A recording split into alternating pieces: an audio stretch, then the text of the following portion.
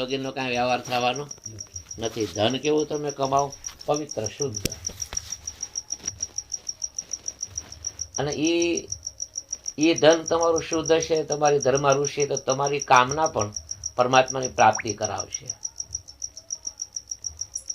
શુદ્ધ કામના હશે તમારી, એમાં કોઈ ઈચ્છા તો નથી. આ જેલમાં રહે છે માણસો, 5 વર્ષ 15 વર્ષની જેલ પડે તો એને કઈ જેલમાં રહેવાનો ભાવ નથી, છતાં પણ રહે છે. એનો ભાવ તો છૂટવાનો છે. તો તમે એવી કામના કરો સંસારમાંથી મુક્તિ મળે. અને એના માટે એક જ વાત છે, મોક્ષ. મોહનો ક્ષય, 4 ક્રિયા છે એની. એમાં આ લોકો 4 ક્રિયાની વાત કરે, એમાં તો એક તો પહેલી પ્રથમ નામ સ્મરણ બરોબર છે. બાકીની 3 પ્રક્રિયા તો હઠયોગની છે. આજે નાદની એને વાત કરી, એ પણ હઠયોગ છે. અમૃતપાનની ખેસરી મુદ્રાની વાત કરી, એ પણ હઠયોગ છે. દિવ્ય દ્રષ્ટિની વાત કરી, એ પણ હઠયોગ છે. દિવ્ય દ્રષ્ટિ છે ભગવાનનું ભજન.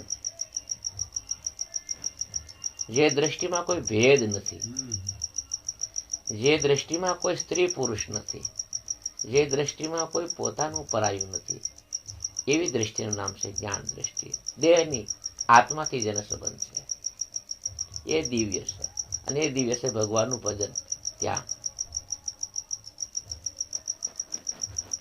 ભગવાન શિવ શું કરે છે? ભજન. ત્રીજા નેત્ર એટલે આંખનો વિષય નથી એમ. પણ આ બધું આપણા દેશમાં તો બધું હાલે. આ કરવું અસંભવ છે. જો આવું જ હોય તો ક્ષણિકમાં જ થતું હોય તો એક વાત એવી પણ છે કે જળભર જેવા તીવ્રતા વૈરાગીને હું કામ તને અવતાર થયા? એનો જવાબ એવો હોવો જોઈએ ને. જેને રાજ છૂટી ગયું, પરિવાર છૂટી ગયો, સંસાર છૂટી ગયો, આખા વિશ્વના સમ્રાટ ગંગાના તટમાંથી દર્ભનું આસન બનાવી પ્રાણ અંત સમય સુધી સાધના સિવાય કાંઈ નથી કર્યું. ભોજન પ્રસાદે પણ નથી બનાવ્યો, કંદમૂળ ખાય અને ભજન કર્યું. તો છેલ્લે છેલ્લેની દ્રષ્ટિ મૃગમાં જાય છે અને બીજો અવતાર મૃગમાં થાય. પૂર્વનો જે સાધના કાળ હતો એટલે બહુ લાંબા સમય તો શરીર રહ્યું નહીં, પણ ત્રીજા અવતારમાં કન્યાકુમારી નગરમાં બ્રાહ્મણની પત્નીના ગર્ભમાં થાય, ત્યાં જે જન્મ થાય પહેલા જ એને હૃદયમાંથી જ્ઞાન થઈ જાય છે અને 3 અવતાર થાય.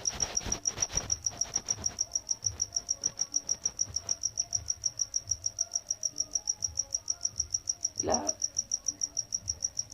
આમ તો બધું બહુ તમે વિચારો ને તો ભગવાનને તમને એમ લાગે પ્રેમની જરૂર છે, બીજા કોઈ સાધનોની જરૂર નથી. જ્યાં સુધી પરમાત્મામાં પ્રેમ ન જાગી જાય, ભાવ ન જાગી જાય, ત્યાં સુધી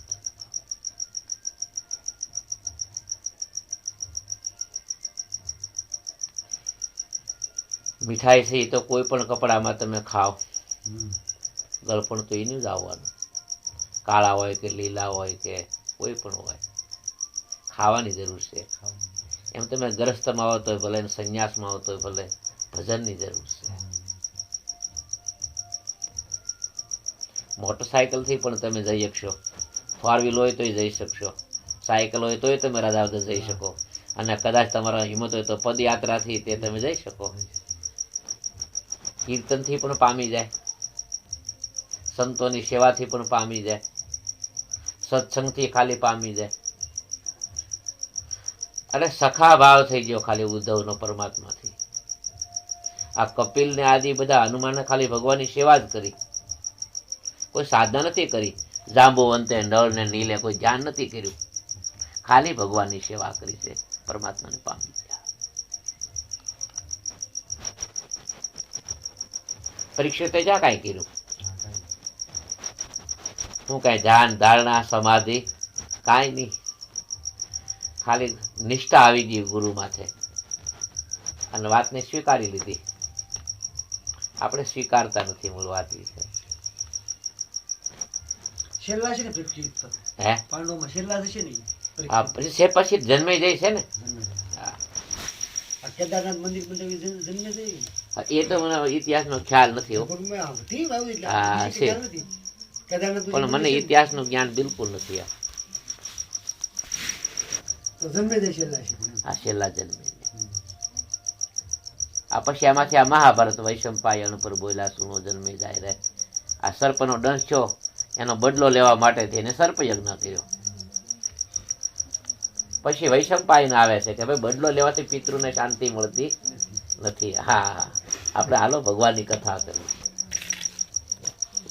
હઠયોગ તમે કહો એટલે જે વસ્તુને પરાણે કરવાની, હઠ એટલે પરાણે. અમૃતપાન એટલે એમ હઠયોગ. હા, હઠયોગથી એટલે જો અમૃતપાન થાય તો અમૃત અમર કોને કરશે? પહેલો એક પ્રશ્ન એવો છે, દેહને કે આત્માને? બે વસ્તુ છે. અમર કોને કરશો? આત્મા થાય ને. એ તો અમર જ છે. તો તમે સૂર્યમાં પ્રકાશ કેમ પૂરશો? અને જો અમૃતપાન થાય, ખેસરી મુદ્રા લાગે તો ભોજન, રસ, જળ કે કાંઈ લેવું પડતું નથી અને વાણીનો વ્યવહાર થતો નથી. આ બે પાઇપ છે, એમાં પાણી ભરેલું હોય, એને તમે બેને ભેગા કરી દો તો ઘણા કાળ સુધી એમાંથી પાણી લીકેજ ન થાય, એટલે પાણી એમાંથી ઓછું ન થાય. એમ તમારી જે જીભિયા છે, તાવડામાંથી જીભને લગાડી દેવામાં આવે તો પછી એ ખેચરી મુદ્રાને એવો સ્વાભાવિક છે, ઘણા સમય કાળ સુધી ભૂખ તરસ નથી લાગતી. હું કામ નથી લાગવી જોઈએ? ભજન કરવા માટે. પછી કરવાની તો સાધના જ છે. તાળવે લગાડીને કરશો હું? આ સપ્ત સિરેન જેવી છે એવા પણ નથી રહ્યા, જેને વેદો શાસ્ત્રો જેને અમર કહે છે એનોય પતો નથી. અને લગાડીને ફાયદો હું? તમે જીભને કાપો, કટન ખાર લગાડો. મેં તો અવડી જીભ વાળા જોયા, બહાર નીકળે બબે આંગળ આથી મોઢામાંથી. ફાયદો કાંઈ નથી. ફાયદો એક વાતમાં છે, ભગવાનનું ભજન. હા, લાગે તો તમને ઘણા ટાઈમ સુધી ભોજનની વ્યવસ્થા ન જોઈ, પાણીની જરૂર ન પડે. ખેસરી મુદ્રા નથી લગાડતા જૈનના મહાત્માઓ.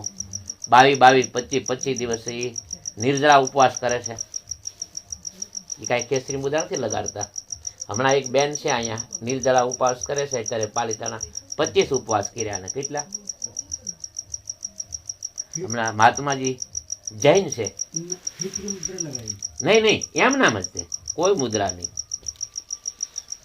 મુદ્રા છે એ બધી હઠની છે. ખેસરી, ભૂસરી, અઘોસરી, અનમુની એ બધી હઠની જ પ્રક્રિયા છે. અને આ વાતની જરૂર હોય તો ભગવાન ગીતામાં, રામાયણમાં, ભાગવતમાં આનો ઉલ્લેખ આવવા દે. હઠયોગી લોકો કરે છે, પણ એ તો તમને ગાંડા માણસને ખબર પડે. હઠથી પરમાત્માને પ્રાપ્ત કરવા રાખ પ્રેમથી, ये तो भगवान श्री એ તો આગલા વ્હીલની બ્રેક છે. गीता में साफ मना किया है। भगवान श्री कृष्ण ने तो उनको मूर्ख बताया है कि मतलब इस तरह से कोई करते हैं। એ તો કોઈ પણ રીતે એમાં કોઈ ના નથી, શાસ્ત્રોમાં છે જ. અને આ જે મુદ્રાનો વિષય છે એ ભગવાન શિવ પરમાત્મા દ્વારા તે આ એ પાર્વતીના આજ ભગવાનની વાત કરે છે યોગની. પણ એવા યોગી પુરુષો એને કહેવાય કે જેને બ્રહ્મનિષ્ઠ થવા માટે થઈ અને બ્રહ્મચર્યનું પાલન હોવું જોઈએ, દિનચર્યાનું પાલન હોવું જોઈએ. તો તમે જુઓ શિવ સૂત્રમાં તો બધું છે. शिव सरोदय माथी से आ 5 मुद्रा। मुद्रा से होता है, मुद्रा से ऐसा है कि हमारी जो साधना में आसानी होती है। आसानी जैसे हमारी ये जो केंद्र है कोई चीज का, तो हम जैसे ये ऐसी मुद्रा कोई लगाते हैं, कोई मुद्रा, तो उससे जो क्या है हमारे जो रक्त का संचार है तो वो उसकी जो गति ऊपर को हो जाती है। भाई गति हमारी नीचे को है तो उसकी ऊपर गति ऊपर को ही करने के लिए तो हमें साधना की जरूरत है। भाई पानी नीचे को बह रहा है, जरूरत ऊपर को ले जाने की है तो कुछ ना कुछ करना पड़ेगा। तो मुद्रा से इतना आसान होता है, इसके लिए नहीं है कि हट करो, हट से तो भगवान और नाराज हो जाते हैं, हट तो करना ही नहीं चाहिए। एक ज बात है, गीता में भगवान कहे छे प्रभु प्राप्ति माटे अर्जुन गीताना आत्म संयोगમાં 6ठा अध्यायમાં भगवान कहे छे अति खानार, अति भूख्या रहनार, अति जागनार અતિ સૂંઘનાર અને અતિ પ્રમાદીને મારી પ્રાપ્તિ થતી નથી. નથી. હા આ દેહ છે આપણું સાધન છે. તો આને સારું કેવી રીતે રહે, હા શુદ્ધ કેવી રીતે રહે, નિર્મળ કેવી રીતે, સાધના કેમ વધારે થાય, પુરુષાર્થ કેમ બળવાન થાય, એના માટે છે ને તમને ગાડી સારી હોય તો મજા આવે રસ્તામાં, કે બહુ જૂની થઈ ગયેલી ગાડી હોય તો એમાં કેરોસીન નાખો તો, એમાં ઘાસ તેલ નાખો તો, એમાં ડીઝલ નાખો તો બહુ લાંબા ટાઈમ ના હાલે. એમાં સાધન છે. इसको तो जितना मजबूत बनाओगे उतनी साधना आसान होगी, जितना अच्छा खाओगे अच्छा रहोगे उतनी साधना आसान होगी. એટલે ગીતાના 3 સૂત્રો રાખ્યા છે, કાં તો કર્મ, કાં તો ભક્તિ ને કાં તો જ્ઞાન. ज्ञान. કર્મનો માર્ગ બહુ અટપટો માર્ગ છે. મોટા મોટા બુદ્ધિજીવો પંડિતો લોકો જે શાસ્ત્રો વાંચીને થાક્યા છે, એવા લોકો કર્મની ગતિને નથી સમજી શકતા. ઉદ્ધવ કર્મ કી ગતિ ન્યારી. તો એનેથી એક બાજુ લઈ વરણ, ધર્મ, આશ્રમ, ગ્રસ્તાશ્રમ આ બધી વસ્તુનું પાલન કરીને હાલવું, એ છે કર્મનો માર્ગ. એ આપણે નથી હાલીએ. કેમ? તમે આખો દિવસનું જે કાર્ય કરો છો અને સાંજે તમે જો ભૂલી જાઓ એટલે કર્મયોગ પણ ભૂલાય છે? નથી ભૂલાતું. આજે અમે નોટ કરી છે, આની પાસે એટલા લેવાના છે, આટલા દેવાના બાકી રહી ગયા છે, સવારે વાલજીભાઈ પાસે જવાનું છે, મારે અમે નોટ કરી છે. તો કર્મયોગ કેમ થાય? કઠિન. ભક્તિમાં કોઈ દાવો નથી. જ્યારે સમય મળે ત્યારે કરો. સવારમાં સમય મળી ગયો તો ભલે, બપોરે મળે. અરે રજવલા અવસ્થામાં હતા દ્રૌપદી, તારે કઈ મુદ્રા કરી ભગવાન પ્રગટ થયા? તારે કયું આસન કર્યું? દ્રૌપદી તો ઊભી છે ને વસ્ત્ર ખેંચે છે અને ભગવાન પ્રગટ થાય છે. પ્રહલાદ એવી કઈ મુદ્રા કરી? સ્તંભ ફાટે છે ને ભગવાન પ્રગટ થાય છે. સુધનવાને તો આમ તેલમાં નાખવા જાય છે ને ભગવાન પ્રગટ થાય છે. દ્રૌપદી તો બધા કપડા ખેંચે છે, એમની પાસે કોઈ ટાઈમ નથી. તો ત્યાં ભગવાન કેમ પ્રગટ થયા?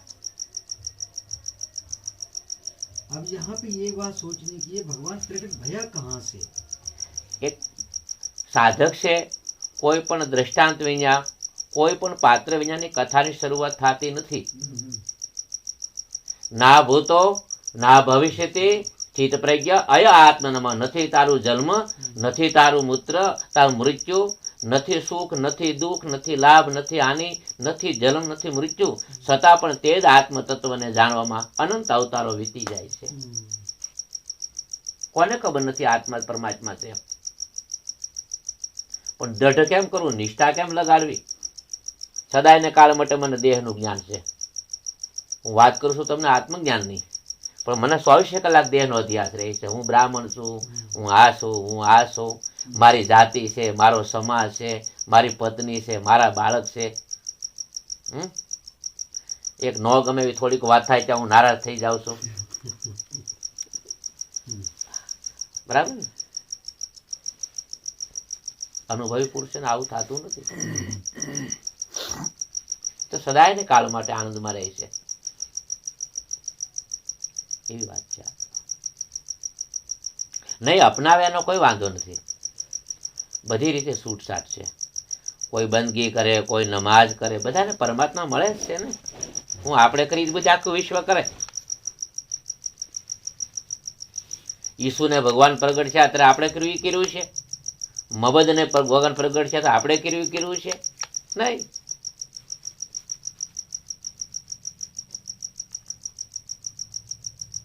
આપણે વિધિ કરી, લોકો ઇસ્લામ વાળા કરે છે. ઇસ્લામ કરે છે, અહુદી કરે છે, અહુદી કરી પારસી કરે છે, પારસી કરે છે, જૈન કરે છે. બધાનું નોખું છે. તો વાત નક્કી, નોખું છે એટલે સત્ય નથી. તમે કહો લીંબુ પીવાથી મટી જાય, ભાઈ કે સાકર ખાવાથી મટી જાય, ઓલા બેન છે કે ભાઈ મીઠું ખાવાથી મટી જાય, હું કહું તેલ પીવાથી મટી જાય. તો એક વાત તો નક્કી ને, એક એને કફની રોગની ખબર નથી. તો ડોક્ટર પાસે આવ તો એક જ વાત કરશે, કફની માંથી એક જ ઇલાજ કરશે. એટલે ગમે એટલી વસ્તુ આપણે જાણી લઈએ, પણ ભજન તો આપણે જ કરવાનું છે. मूल कोई वस्तु तो काम भजन नहीं की ही है। भजन से અને સંતોની સેવા. નારદે તો કાંઈ નથી કર્યું, ખાલી સેવા જ કરી. ઠેઠ બ્રહ્મા ને સાવિત્રી ઘેરે, ભગવાનને ઘેરે સીધો પ્રાગટ્ય થઈ ગયું.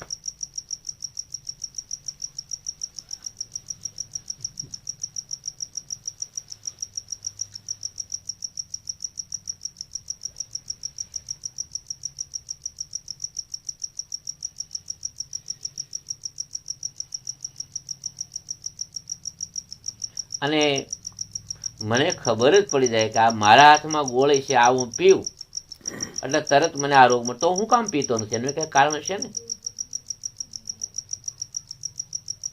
કબીર તો કહે છે, મને દેખ દેખ કે આવે આંસી, પાણી મેં મીન પ્યાસી.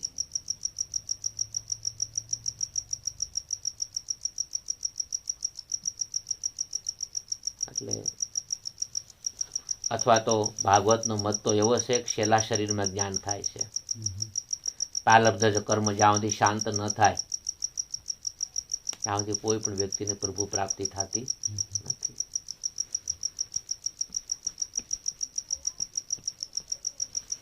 આ સંચિત ક્રિયામણ જે કર્મ છે એ તો બધા ભોગવટો તો કર્મ તો સિદ્ધાંત છે.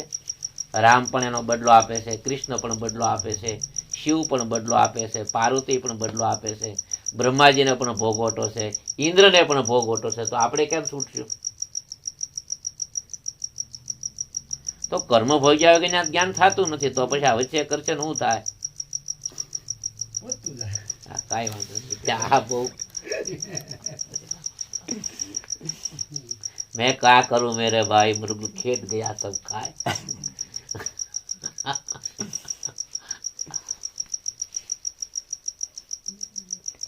તમે એક પણ પોઈન્ટ રાખો એ ગીતામાં હોવો જોઈએ. એક પોઈન્ટ રાખો પણ તમારી પાસે દ્રષ્ટાંત ભાગવતનું હોવું જોઈએ. તમે જે પોઈન્ટ રાખો એ રામકથામાં હોવું જોઈએ. ભગવાન તો રામકથામાં તો ઇન્દ્રિયોની ના પાડે, ક્રિયાની વાત ત્યાં રહી. ગો ગોચર જબ લગ જાય તબ લગ માયા જાનહું ભાઈ. આંખથી, કાનથી, નાકથી, જીભથી કોઈ ઇન્દ્રિયો મારો વિષય નથી. લ્યો લ્યો, બધી મુદ્રા શાંત, 5 એકાય. આ લક્ષ્મણ ગીતામાં આવે, કિષ્કિંધા કાંડમાં ભગવાન રામ પાસે જ્ઞાન પ્રાપ્ત કરે તો લક્ષ્મણજી પૂછે છે કે રામને કે ભગવાન ક્યાં છે ને કેવા છે? કે બિન પદ સલહી સુનહું બિનું કાના, બિન ઇન્દ્રિય કર્મ કરત હે નાના. ભગવાનને હાથ પગ આદિ ઇન્દ્રિયો કાંઈ જરૂર નથી, છતાં ભગવાન બધું કરે છે. તો કે આને મળવા માટે ગો ગોચર જબ લગ જાય તો બધી ઇન્દ્રિયો જયારે શાંત થઈ જાય.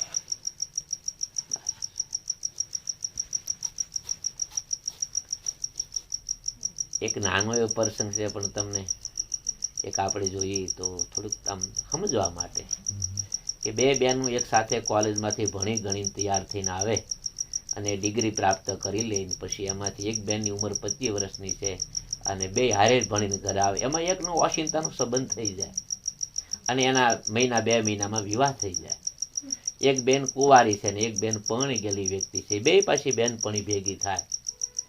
પછી એને પાછી કહે કે ભાઈ સાસરામાં તમારા સાસરા કેવા છે, સાસુ કેવા છે, એ જેઠ કેવા છે, બધાને જવાબ આપીએ કે. પણ એક પ્રશ્ન કરે એની બેનપણી કે બેન સંસારનું સુખ કેવું છે? એટલે મૌન થઈ જાય કે એના માટે તો એક જ ઉપાય છે, તારે લગ્ન કરવા પડે. એનો કોઈ જવાબ કોઈ પાસે નથી. એનો જવાબ નથી, કોઈ બોલ્યા નથી. નેતિ નેતિ કહી વેદ પુકારા.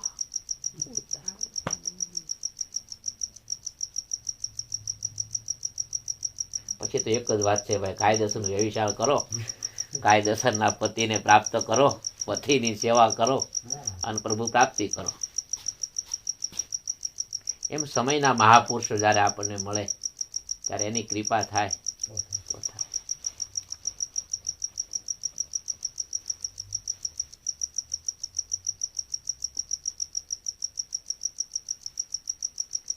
તેર વર્ષ વીતી ગયા છે લક્ષ્મણ ને રામની હારે, અને જ્યાં ભરતના હમાસર જાગ્યા ત્યાં હળગી ગયા, ક્રોધ જાગી ગયો.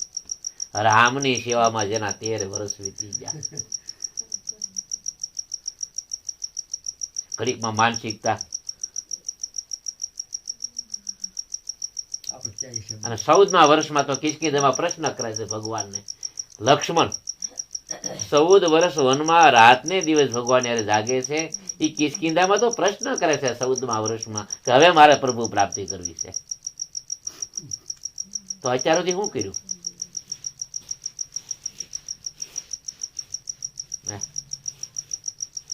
ભગવાન શિવ ને પાર્વતી કહે છે મારે પ્રભુ પ્રાપ્તિ કરવી છે.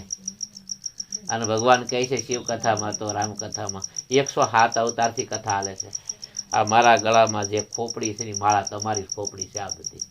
અને એટલા અવતારથી હું એક જ વાત કરું છું, રામ બ્રહ્મ છે, શિવ જેવા ભગવાન વક્તા અને પાર્વતી જેવા શ્રોતા, છતાં વશમાં એટલો બધો સમય.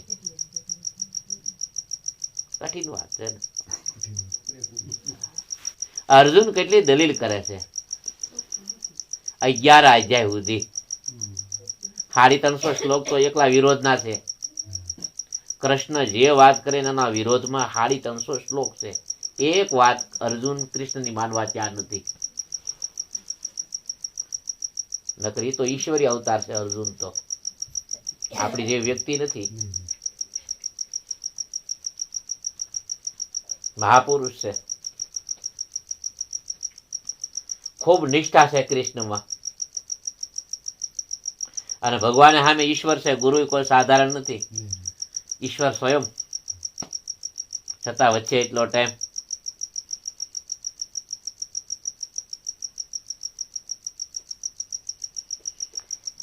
એક જ દોહો એવો છે રામકથામાં કે બીનું સત્સંગ હરિકથા તા બિન મોહ ન જાય, મોહ ગયે બિન દ્રઢ નો હોય અનુરાગ. આ લોઢામાં લીધા છે. આનો એક જ ઉપાય છે ભગવાનની કથા.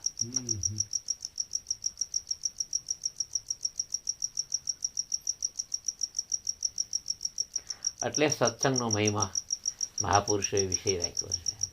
સત્સંગ પૂર્ણ ન સમજાય ત્યાંથી ભજન ન થાય બાપુ. सत्संग की महिमा तो अपरंपार है। सत्संग तो सुनना ही चाहिए। सत्संग से तो भ्रम, संशय दूर तो सत्संग से ही होता है। આ જો મારે તમારી મુલાકાત કેવી થઈ?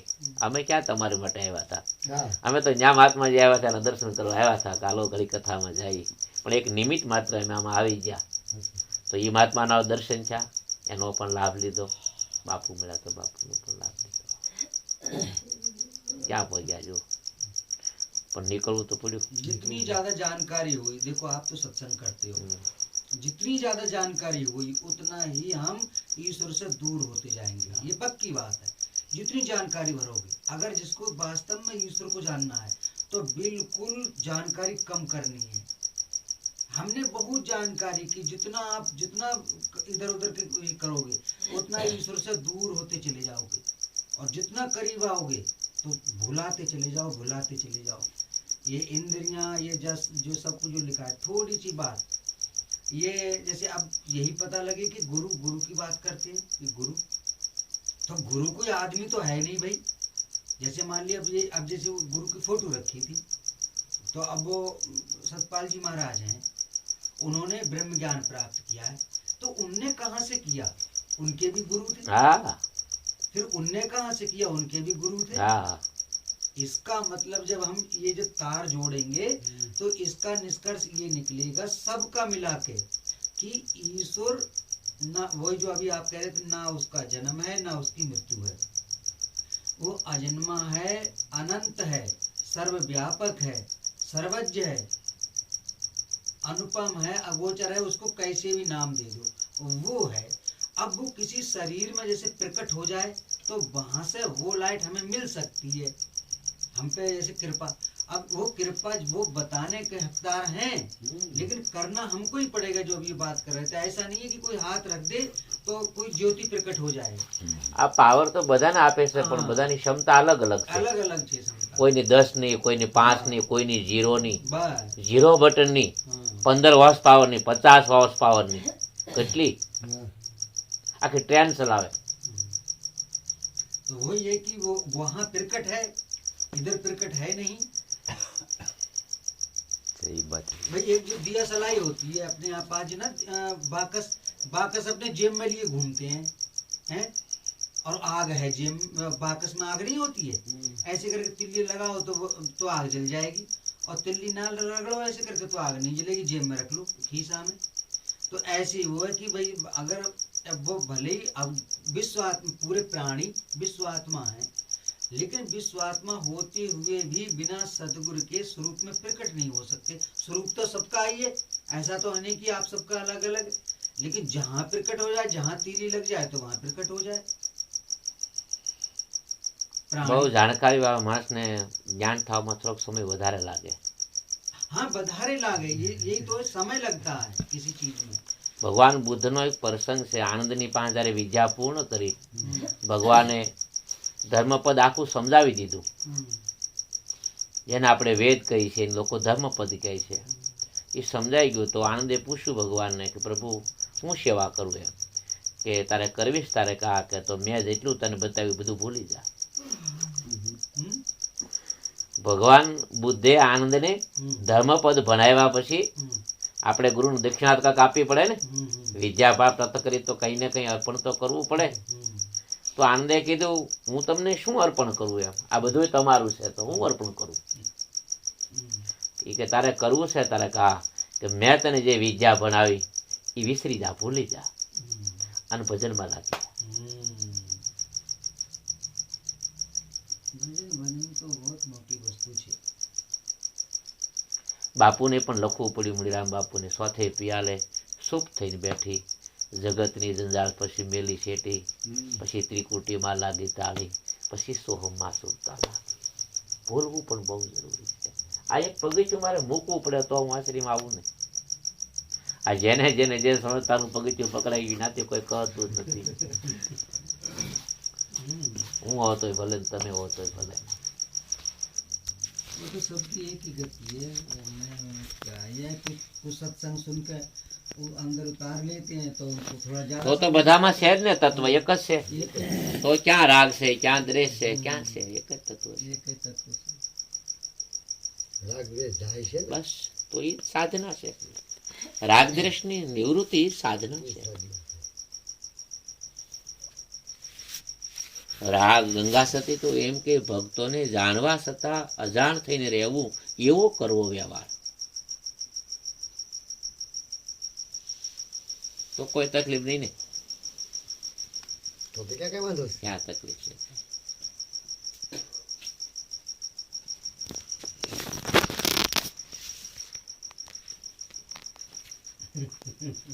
खा लो।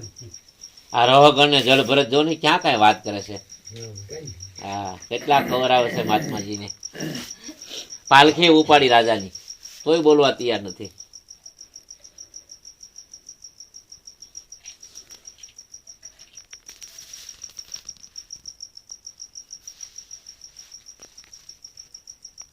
બે ધોલ મારી લીધી તોય કઈ ન બોલે. તોય કાંઈ ન થાય.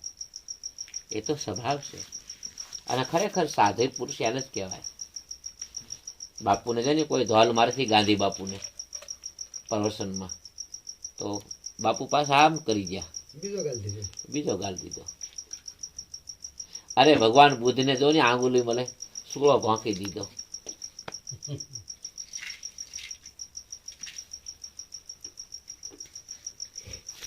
એ તો ત્યાંથી તો પીડા આવવાની જ છે.